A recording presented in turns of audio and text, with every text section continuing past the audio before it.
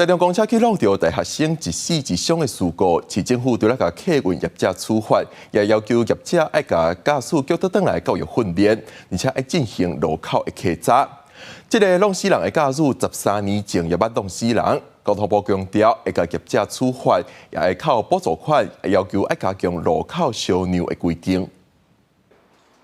客运业者甲驾驶调回做教育训练，一直提醒路口一定爱停，一定爱让，尤其咧滑的时，更加爱比手势来确认。第一个要先确认号志，第二个要确认对向我们来车，好，第三个要确认行道上没有行人。 台中市交通局长也会同警方甲公车业者到路口了解实际执行的状况，以及暗时台中2位女大学生经过行船线后，当要倒滑的巨业客运弄到，造成一个死亡，一个受伤。市府对业者重罚，不过肇事的肇事的驾驶，发现已经不是第一届弄死人，互家属真歹接受。我只觉得撞死人，你应该要有相当的警惕跟相关的知识啦。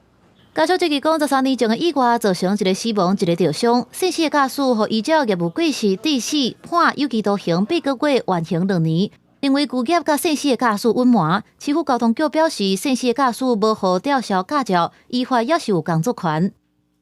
本来这个法规里面就有规定，吊销驾照有一定的这个程序存在哦，所以如果从当年事件来看，他事实上这个逝者的部分驾照是没有被吊销哦，所以当然他还是继续在这个居业来做这个就业的动作啦。